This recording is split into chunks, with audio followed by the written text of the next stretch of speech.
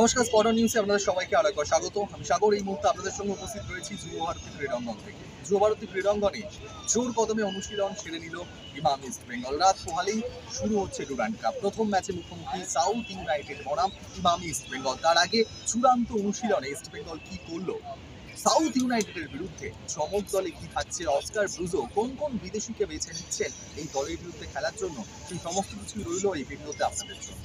ডুরান্ডে east বেঙ্গলের প্রথম প্রতিপক্ষ সাউথ ইউনাইটেড। যদি প্রথমেই এই দলটা নিয়ে বলি, একদম আনকোড়া নতুন ভারতীয় ফুটবলারদের নিয়ে তৈরি এই দলের বিরুদ্ধে খেলতে নামার আগে মঙ্গলবার যুব ভারতী ক্রীড়াঙ্গনে ইস্ট বেঙ্গলের ফুটবলাররা অনুশীলন সারলেন।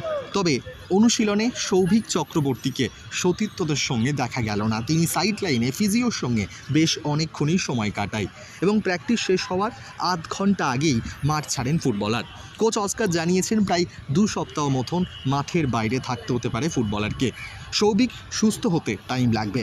পাশাপাশি ইস্ট বেঙ্গলের নতুন বিদেশিদের কথা বললে রশিদ ছাড়া এই ম্যাচে মানে সাউথ ইউনাইটেডের বিরুদ্ধে ম্যাচে হয়তো ইস্ট বেঙ্গলের আরও 2 বিদেশি কেভিন এবং মিগুয়েলকে দেখা যাবে না। শুধুমাত্র রশিদ এবং তার সঙ্গে সল ক্রেসপো দিমিত্রিয়সকে সাউথ ইউনাইটেডের বিরুদ্ধে খেলতে দেখা যাবে, তেমনটাই জানালেন অস্কার। পাশাপাশি ইস্ট বেঙ্গলের আরও এক বিদেশি মরক্কোর ফুটবলার হামিদ, তিনি ভিসা সমস্যার কারণে এখনও কলকাতায় পা রাখতে পারেনি।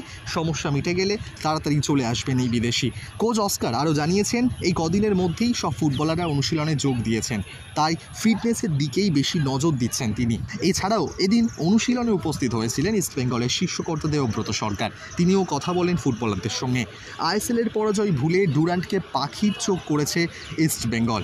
এই টুর্নামেন্টে নিজেদের সেরাটা উজাড় করে দিয়ে সমর্থকদের কাছে আবার নিজেদের প্রমাণ করতে মরিয়া লাল হলুদ ব্রিগেড। আবারও হারিয়ে যাওয়া খুশি সমর্থকদের ফিরিয়ে দিতে চান তারা। ডুরান্ডে নিজেদের প্রথম ম্যাচে নামার আগে প্রায় 1 ঘন্টা 30 মিনিট মতন ঘাম ঝরালেন লাল হলুদ ফুটবলাররা। এবার রাত পোহালেই জমজমাটভাবে শুরু হতে চলেছে এই মরশুমের ডুরান্ড কাপ। এছাড়াও যদি ভারতীয় ব্রিগেডের কথা বলি ইস্ট বেঙ্গলে, সেখানে এডমুন্ড, বিপিন সিং এবং মার্তন রায়না বেশ জোর কদমেই অনুশীলন সারলেন। পাশাপাশি এদিন নন্দকুমার, মহেশ এবং আনোয়ার আলী সবাই কিন্তু জোর কদমে অনুশীলন সারলেন। আনোয়ারের কথা যদি বলি, গত মরশুমে লাল হলুদ জার্সি গায়ে সেভাবে ছাপ ফেলতে পারেনি আনোয়ার। এই মরশুমে নিজে আবার শুরু থেকে শুরু করতে চাইছেন লাল হলুদ জার্সি গায়ে।